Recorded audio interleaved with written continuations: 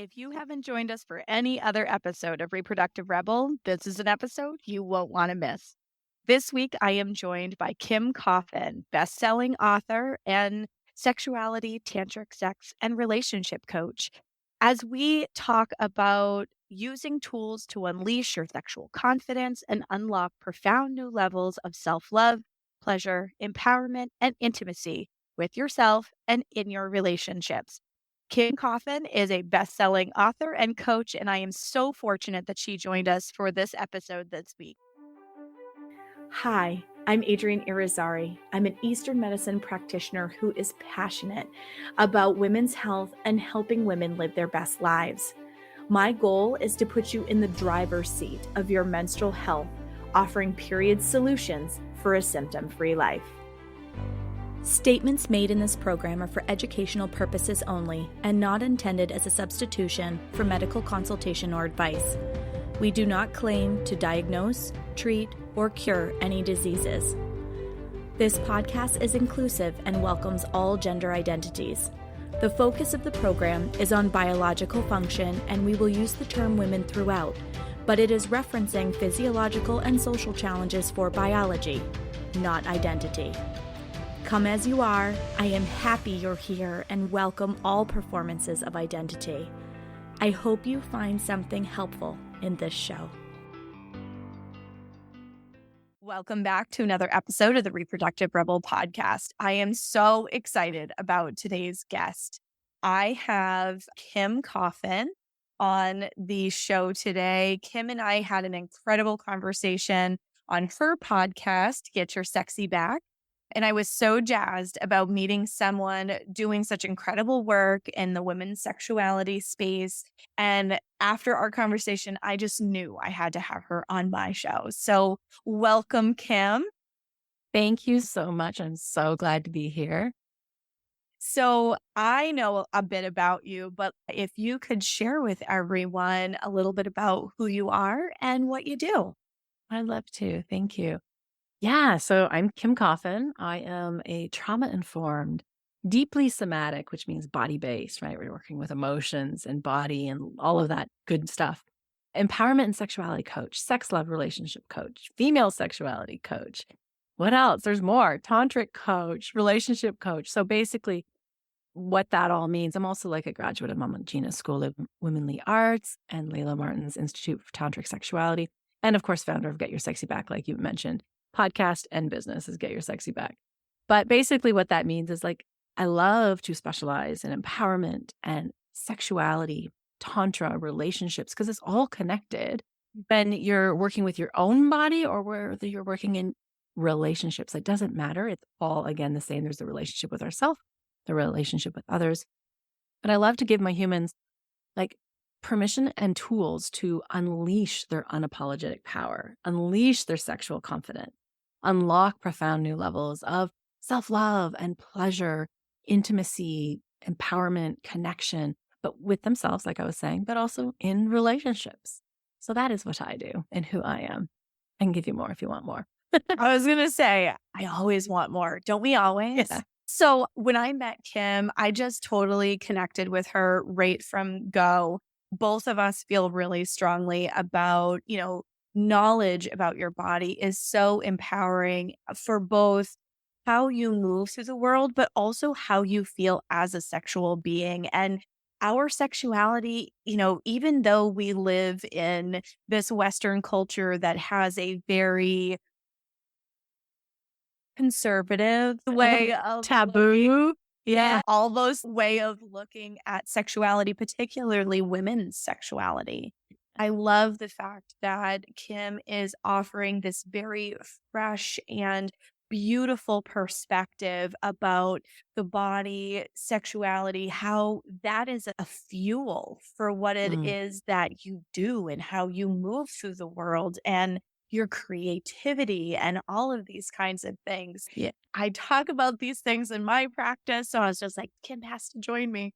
So let's talk a little bit about how you got into this space. Absolutely. And just as you're talking there about like your fuel, yes, I just got to speak to that for a second, because what I've discovered in my whole journey, you're going to hear that I was not always empowered. in my body and in my sexuality.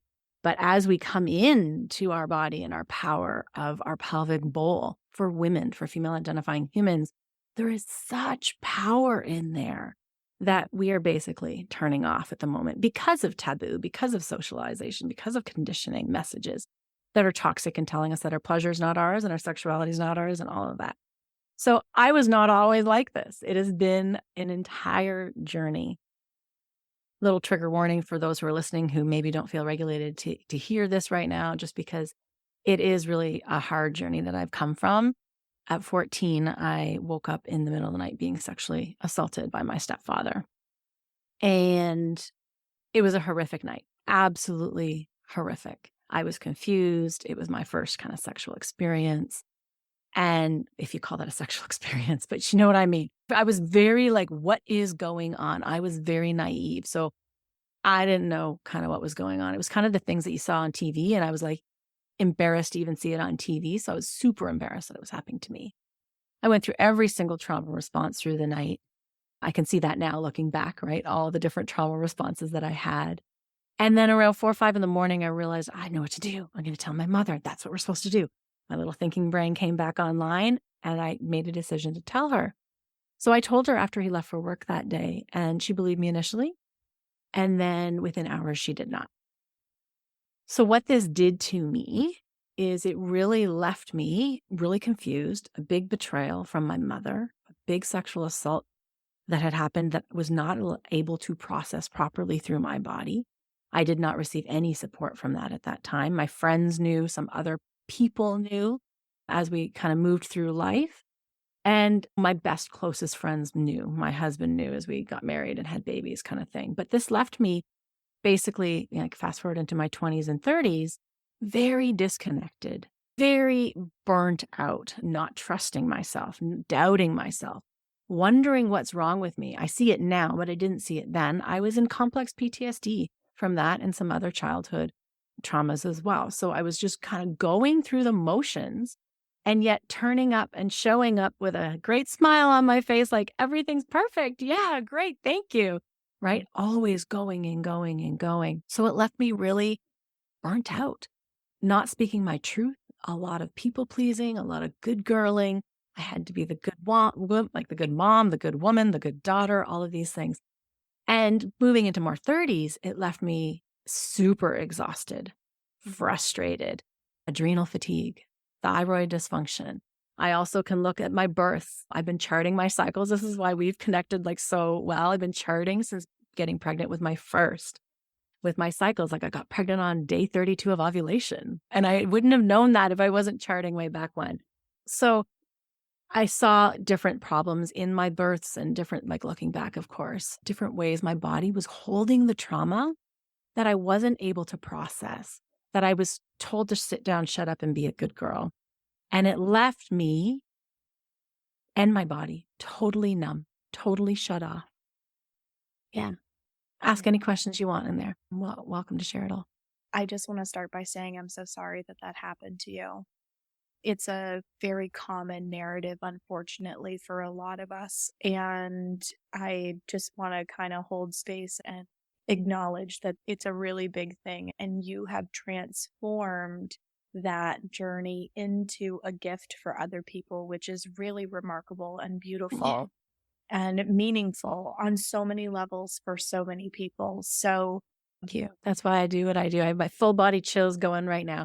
It hasn't been easy, but it's also been the most powerful thing I've ever done in my life by reclaiming my body, right? All of that. well, and isn't that where our best work comes from? Like my whole practice was built from traumatic experience as well. And yet what we're able to do with that experience that shaped us, that forged us into who we've stepped into and how we're able to move through the world and help people now.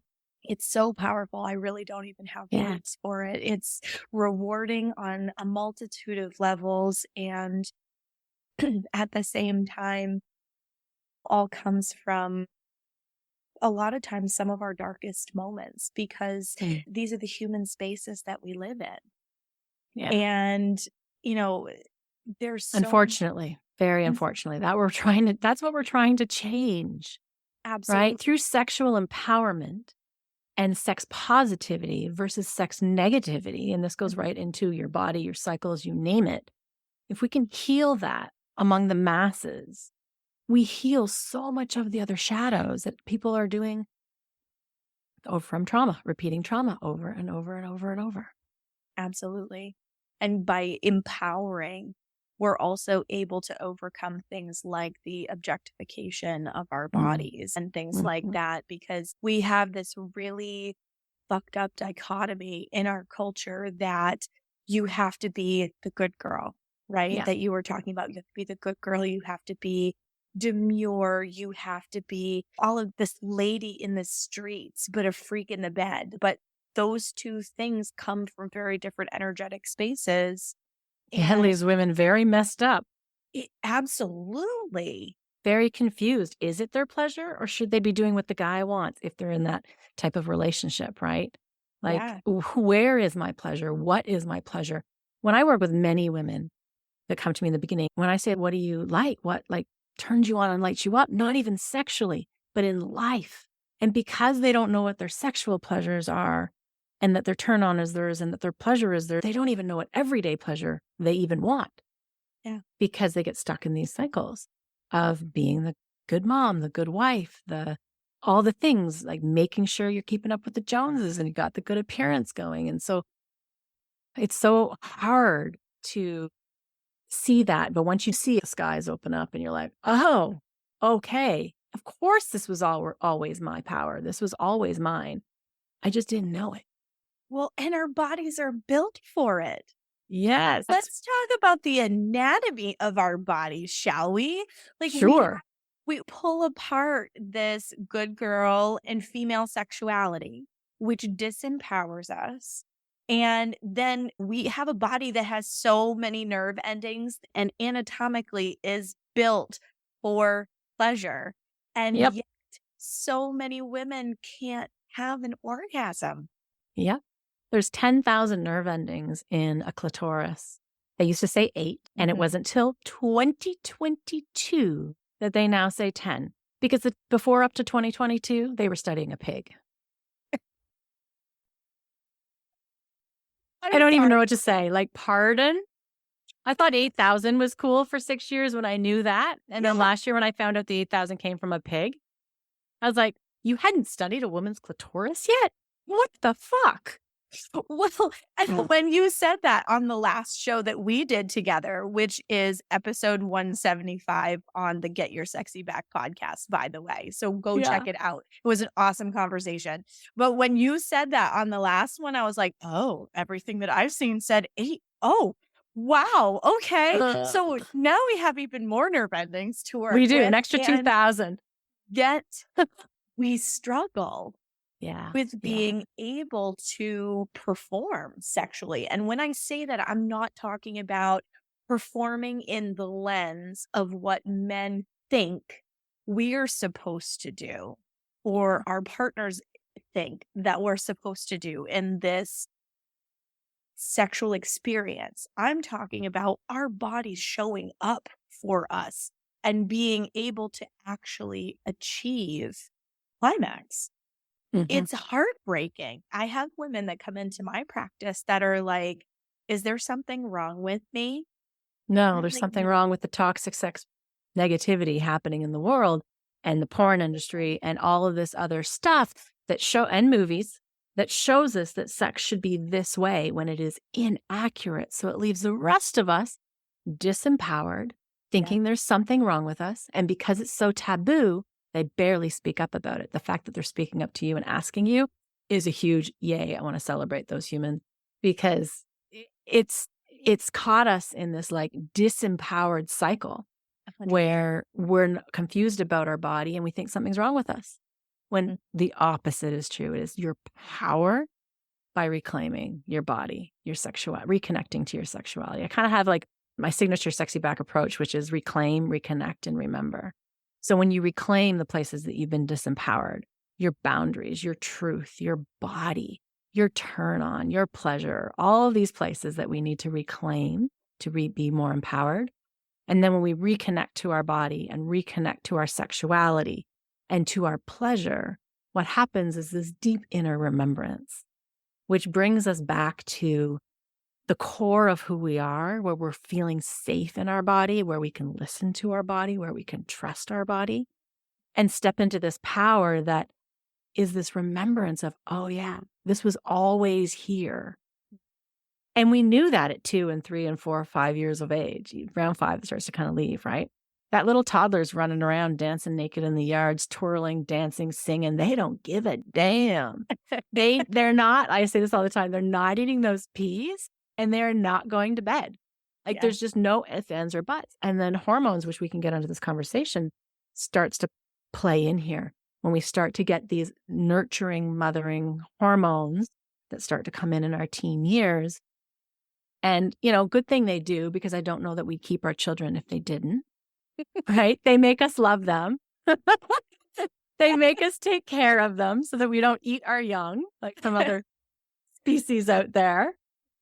And they're there for a reason. And I know we want to talk about perimenopause, but then we roll into perimenopause, into the, late 30s and upwards, and they start to wane out again and they start to dwindle. So we're actually kind of going back to that pre-pubescent self slowly, very slowly. I've been like 10 years already, right? And all of a sudden, the shit that we've been like, okay, no problem, I'm good here, I got this. We're not happy anymore. And we're like, whoa, this isn't okay, and this isn't okay, and this isn't okay. And we can have really, really hard menopausal or perimenopausal times in that time if we haven't dealt with I'm going to use the word shit before that. If we haven't dealt with the traumas, if we haven't dealt with the boundaries, if we actually aren't in our power, it can be a really rocky time. Absolutely. Well, that, and because we're also going through these hormone changes at the same time, it amplifies those things. So I did a podcast recently where I was talking about that perimenopausal and that menopausal transition, and that part of the energy of that time frame is you go from being, and this is from a Chinese medicine standpoint, you go from being home and hearth and you start turning outward, and you want to reclaim.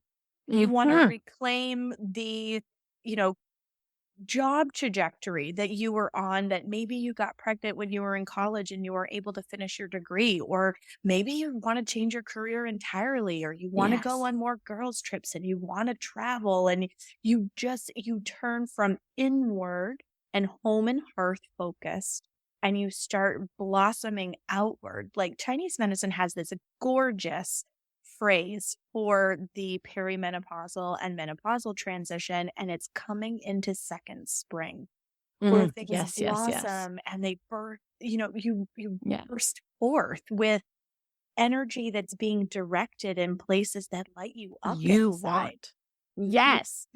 And I've been taught that through Tantra as well, right? So we're going to have a lot of overlapping in that, because it does come from different places in China, and like I'm also have Taoist training as well in China, and then all these places, right? All of these places. So there's so much in there. And yes, to the second spring. That's what reminded me, because I've been taught that as well. And there is this, like you use the word reclaim. Yes, you're reclaiming. That's why I love the reclaim, reconnect, remember, because that's when you're like locking into the truth of who you are. You are showing up in your turn on. And some women are like, oh no, like this is an age thing too that's really shared out and about, that one, once you turn a certain age, you're not really worth as much ever anymore, right? Like there's all of this, aging is bad, young is good. There's so much toxicity in there as well. And no, like as you move in to your perimenopause and menopausal years in your 40s and your 50s, they're powerful. They are, and I know women who say and tell me, I've never had so many orgasms like I do now in my life at 59, and I've never been this wet, because they're literally turned on for their purpose, for their life in their body and in their sexuality, versus before they were numb, they were disconnected, they were going through the motions, right? Yeah. And that fear of unplanned pregnancy isn't there anymore. And so you're experiencing your sexual experience in a completely unbridled kind of way. Mhm. Because, like, for some people, that little latent fear in the back of their mind, like, also adds to that muting effect of embracing sexuality, and then once you're through that transition, it's like, "Oh, I don't have to worry about this anymore. Okay, I can just take this on, and I can really enjoy this embodied experience," which is Mhm. so cool. Not to mention, you've also gotten to the phase of your life where you give a lot less of a shit what anyone else says or, how people feel. You're like, "Nope, I've got my tribe. I'm good." Like, "No, take me as I am because this is who I am." Yeah, they can be the best years. And you said something there, but now I'm having perimenopausal brain blank. Uh, it was on. Mm, oh, well, it'll come back to me. That's okay. We were talking about sexual expression and Yeah. not feeling Oh, that I know what it was. reservation around getting pregnant. And what I think that's what it was, because I wanted to say that so many of us hold trauma in our sexuality, Mhm. even if we were not sexually assaulted or ever had any abuse that way. Okay. Because of the conditioning that we live in, because of the society. So when women start to reclaim a little bit of that pleasure, they can start shaming themselves. They can start going, oh my gosh, what's wrong with me? Like there can be a lot that comes up there. And it's not just easy to jump into a sexually fulfilling experience all of a sudden if we aren't empowered in our sexuality. That's why I teach, what are they called? They're the adult sex ed master classes. They're totally free, but it's the sex ed you should have got.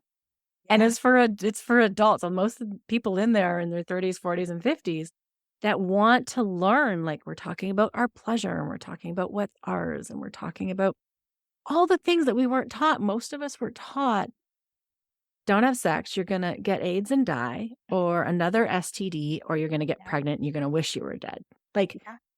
that's what we're taught in high school. And then we move into relationships and we're like, hey, I'm allowed to have sex now.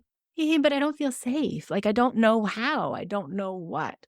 So it Yeah. can be really, really uncomfortable. And then And there's that we post babies. I was gonna say, and that we could get pregnant all month long. Yeah, there's so much confusion in there, Mhm. and we're not empowered if we don't know about our own bodies, which we're talking like navel down here, right? We got our whole pelvic bowl, our pelvic floor, our ovaries, our womb. I'm going to use the word pussy, but also vulva, Yeah. vagina, all of it, right? All the different pieces. If we're not empowered in almost half our torso, Yeah. what else are we aren't powered in? Like, we can't be a proper living, breathing human the way we're supposed to be if we don't connect to every single part of ourselves. Well, and so much of the feminine energy is receiving, Mhm, is intuition. mhm. Like, our intuition comes from this space. So, Yes. if that is a foreign concept for anyone who's listening, this is that little voice that goes, "I think this is a bad idea." And your brain goes, "Well, hold on a second. I can justify all the reasons why this is not a bad idea." But your gut goes, "I don't know about Yes. this." And then we get And caught in these doubting and shaming and nope, not doing it, right? 100%. And the gut is the one entity that is never going to lie to you. Never. So I changed that a little bit since what I've learned. I'll share with you, of course. So technically, we use the word pussy. And that she will never lie to us because you can actually, when you reconnect and when you heal and release what you need to release, the shame and the conditioning, you can actually tune in, which is your womb space, and pussy would be the entire area. But you can actually use your turn on and you can put your hand like right over your pussy and just ask, like, do I want to do this or do I want to do this? And you can you might hear a whisper, you might hear a thought, you might just have a knowing, but you can also hear or feel, not hear, you can feel like a turn on, like a zing, like a Yeah. yes. And it's the same turn on that you maybe have experienced in sexual pleasure or any other type of libido like turn on. And you can actually use that because your body will never lie to you. of what it wants. And it's okay to trust your body. It'll actually lead you in the most perfect direction that is meant for you. Mm-hmm. And usually that direction is far more ideal than we could Yeah. ever cerebrally come up with because And I take out the no. usually. I take out the usually. It Yeah. is. It Yes. If I is. think about all the times that I didn't listen to that sensation, I would have made a lot of different decisions in my life. That's for sure. Yeah. So it's really, But really cool. I mean, we're socially conditioned to unplug from it. I will never forget, and it had a profound experience change in my life. I worked at a bank really, really early on in my life, and I had a female AVP ask me to revise something I had written. And I was a copywriter and I'm very proud of my writing. So, of course, my artistic, sensitive side got a little bent about that idea. And I'm like reading this thing and I'm like, it's grammatically correct. It's impactful, that there's a call to action way 100 years ago because I'm old. They didn't call it call to action back then, but there was one in there. And I'm like, what is it that she's talking about? And she had said to me when she put the paper with nothing written on it, just a copy of what I had given her back on my desk, she had said, if you're going to survive in this industry or in any industry as a woman, you think, you believe, you know, you never feel. And she disappeared. And Oh, I'm like, right? And I'm very impressionable, early 20, I was like 19, 20, 21, somewhere in there, right? And I reread this thing over and over, and I'm like, I don't understand what's wrong with it. And then all of a sudden, the word stuck out to me. I had written the word feel in this piece. oh. And then I know, right? Horrors. I had written the word feel. I went back through the piece. I edited everything that said feel, which only appeared 2 or 3 times, but to think, believe, know, whatever fit and was appropriate for that particular piece. And they printed it, no questions asked. And that stuck with me. And I spent my 20s really taking what she said to heart, I think in a way that was probably more impactful than she realized, because I started eliminating feel out of my vocabulary. And I thought, I believed, I knew, and it literally changed the way that I moved through the world Yeah. because I eliminated and disconnected myself from that idea of I'm a feeling, emotive being. And it came crashing back to me when I got pregnant with my daughter that I no longer could survive in that disconnect. And that's all I was doing was surviving. I was not thriving. I'm not going to fool you. Like I wasn't thriving at all. That's what I used to say too, right up until reclamation time. Yeah. Just surviving, drowning, actually. Little gap of air here and there. And that was my experience as well, where, I had a couple of shining moments, but for the most part, that period of my life was just really gosh darn awful on a lot of levels. Health wise, my health was the worst it's ever been in my entire life. My emotional state was not a really great one. I made some bad relationship decisions. I made poor decisions. Yeah. Because When we're disconnected, we're going to make bad decisions. That's just a yes. Yeah, absolutely. And, when I decided to eliminate that out of my vocabulary, and I can't remember who had introduced me to the idea of literally reworking the way that I was wording things, but it made such a huge difference and such a profound impact. And like, I would experiment, like I'd be at work and I would say something because I worked in an industry that there were a lot of males. So I would use like, think, believe, know, right? And then I would get feedback like I was a bitch. And if I used the word feel, it would feel good if you would help me with this. All of a sudden, they'd straighten up. Their whole physical posture would straighten up, and they'd be like, "Oh, man, how can I help you?"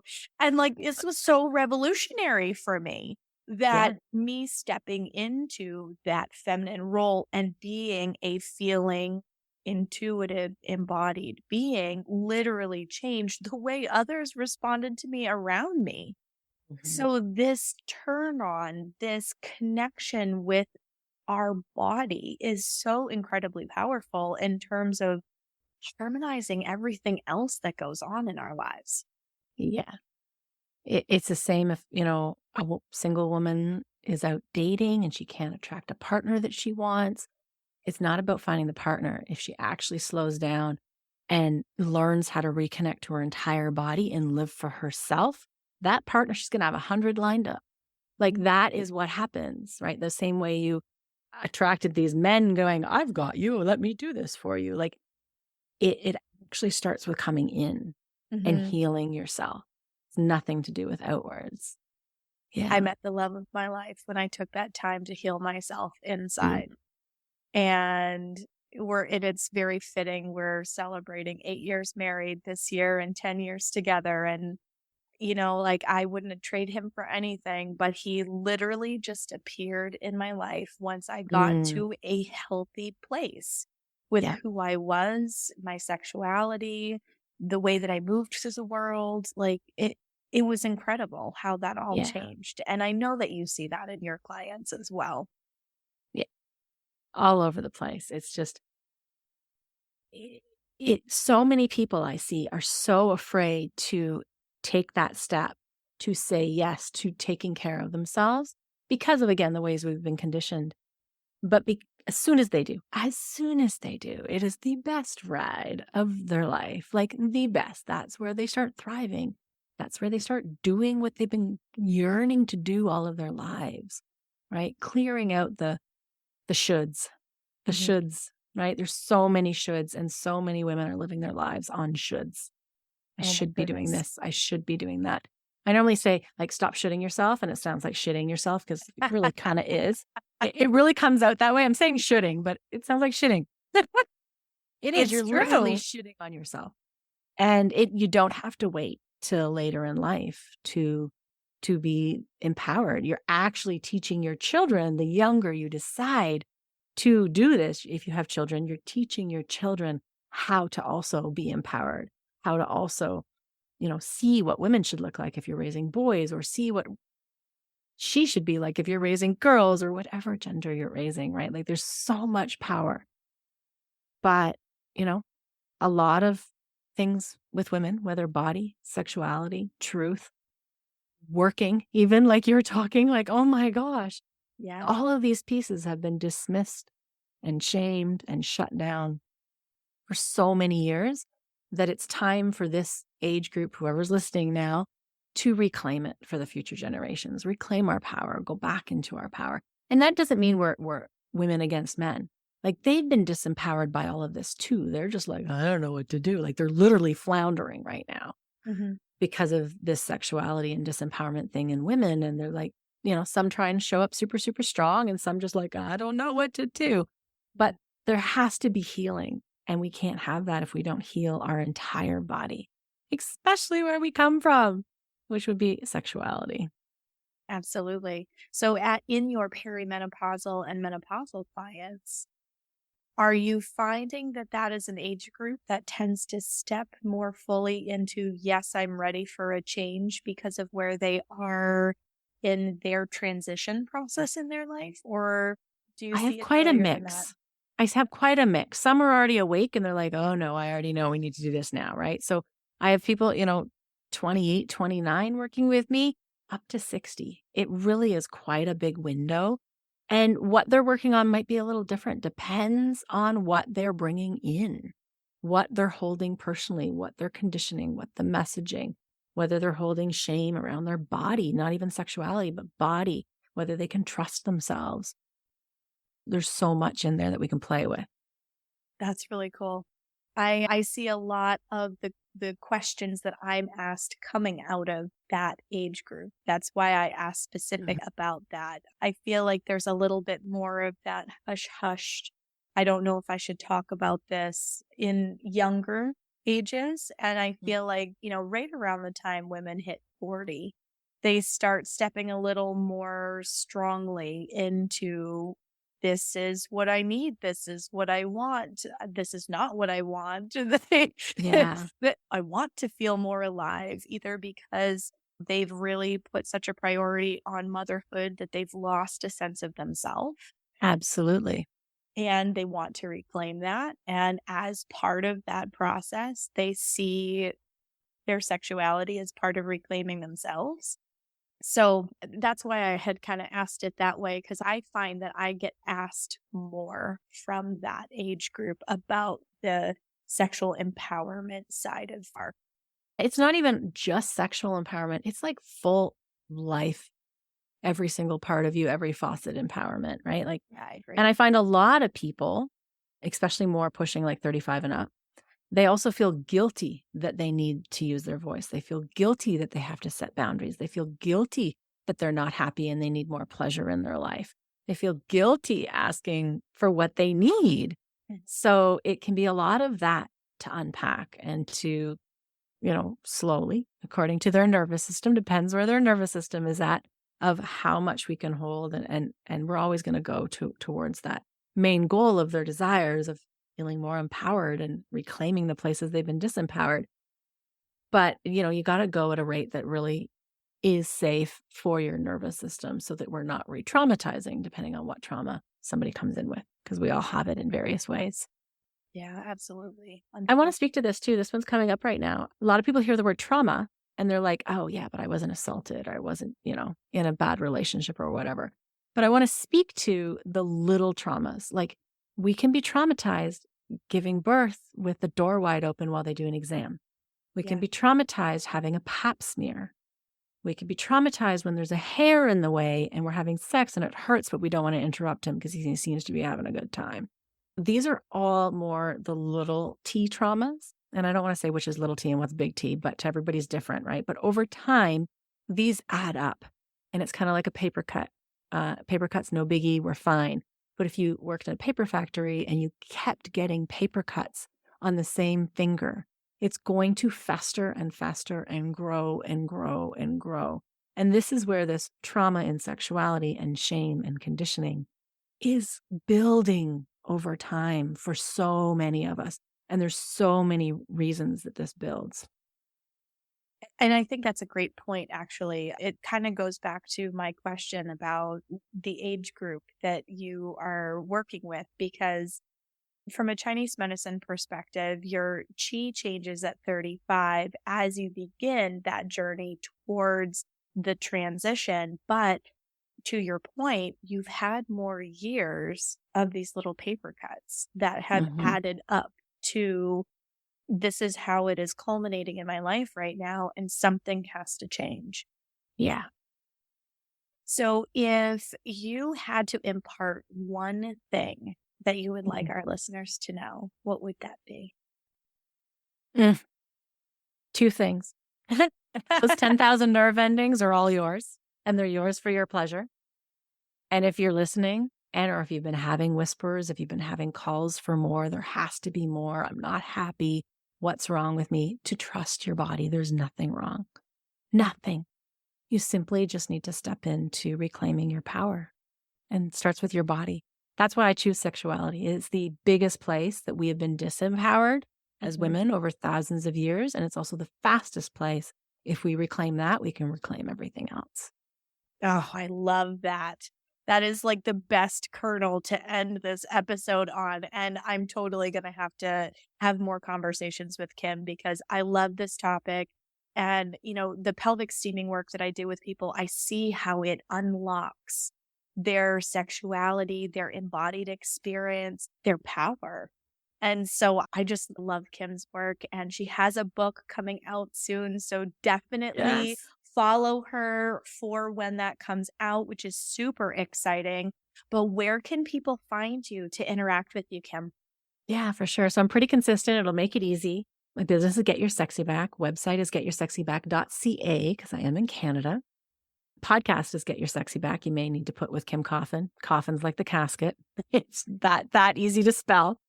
On Instagram, it's Get Your Sexy Back Coach with underscores in between. And on Facebook, you can friend me personally, Kim Coffin. And yeah, I'd love to connect with you. There's so many ways that we can start playing and working if you desire to go deeper and reclaim these places and reconnect. Awesome. Well, thank you so much for joining me today, Kim. It has been a pleasure having you, and we will absolutely have to do this again, my friend. Absolutely. Thank you. Thank you for joining me for another episode of Reproductive Rebel. Reproductive Rebel is recorded by certified peri-steam hydrotherapist, herbalist, sound healer, and Chinese nutritional therapist Adrienne Irizarry of Moon Essence LLC. If you are interested in setting up an appointment with Adrienne for one-on-one support, ordering from our store, or checking out our course offerings, visit our website at moonessence.life. Be sure to subscribe to our newsletter to get insider information on upcoming events and offerings. Join the conversation. Like us and follow Moon Essence Me on Instagram, Facebook, Twitter, or LinkedIn. Your voices make this program possible. Thank you all for your continued support.